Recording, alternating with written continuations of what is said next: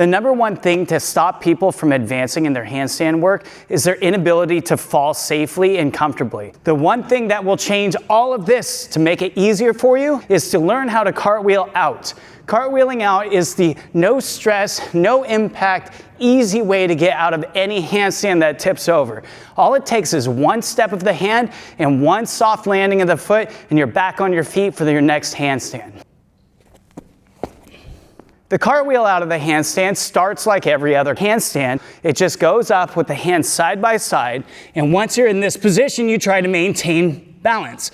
Now, if I fall this way, I cartwheel out. That's going to be a quarter turn, and that quarter turn is going to prevent my body from falling further. Once I get up in that handstand, and I'm here in this position, I just want to reach out, and that's going to prevent my body from falling that way so quickly. Number one most scary thing is going so fast that you don't know what to do, and people freak out by freezing, or they just flail. They land on the floor, and it feels like they get the crap kicked out of their back, all the wind is gone, and then they are terrified. They never want to hit that handstand position again, because the best thing about a handstand is the thing that they remembered last before they got hurt, and that was that vertical position. So we want to make sure that there is no incident with the athlete doing the handstands ever. If we can babysit them through this handstand cartwheel out, as long as it takes, is going to be worth the trouble, because holding that handstand and learning the cartwheel out with no trauma attached, then you are going to be watching an athlete develop so much faster. Here is the process, starting with the wall. Okay, I'm going to utilize the wall to start.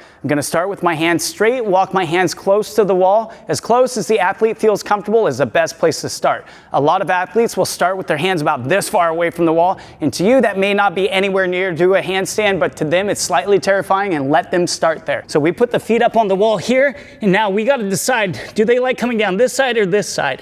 And I know as a fact I like coming down with my left foot first, so that's what we're going to do in this demonstration.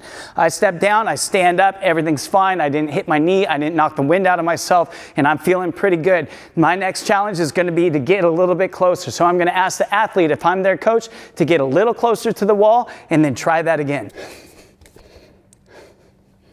2 times being successful starts building a bit of confidence, and this doesn't feel like a big deal to them. They want to continue to progress, and we're going to allow them until they feel uncomfortable, and then we allow them to stop. By pushing the athlete beyond their boundaries, their comfort level, they are going to start curling back and coming away from the handstand as if it's not feeling like a very fun thing to do. So let's not push the athletes, let's let them ease themselves into it by showing them the entire drill and then letting them choose how far they want to take it. The next step, I'm going to get even closer, and when I get that close, I'm going to step down, and I'm going to be about perpendicular to the direction I started, which means that the wall will be parallel with me. Now I'm quite close to the wall.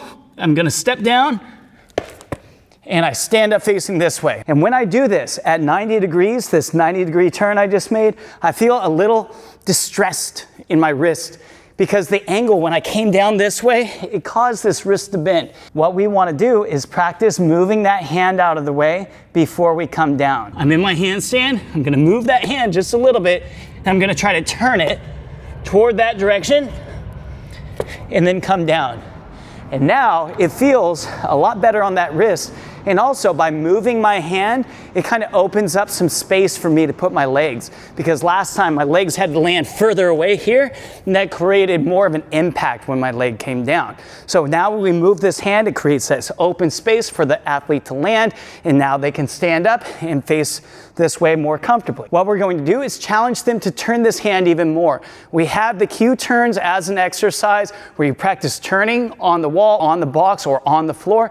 That's great. That's going to complement this. But what we also want to do is, while we're doing this drill, is to try to emphasize the amount of turn. We want this hand getting all the way in front and in line with the first hand, the one that didn't move, because that hand will ultimately be stopping our body from falling over, to slow down that fall and to open up space for the athlete to cartwheel out. Now we're going to get a little bit closer. I'm going to reach a little further, and instead of stepping down so close to the wall, I'm going to attempt to step down where I'm facing about 45 degrees to the wall. Now, this is a big leap for a lot of people. If you look at the degrees of change that I've already made, I went from basically 0 degrees just stepping down to 90 degrees, and now I'm looking to add another 45 to that 90, so 135 degree turn. Don't worry, we don't need to do a 180 degree turn.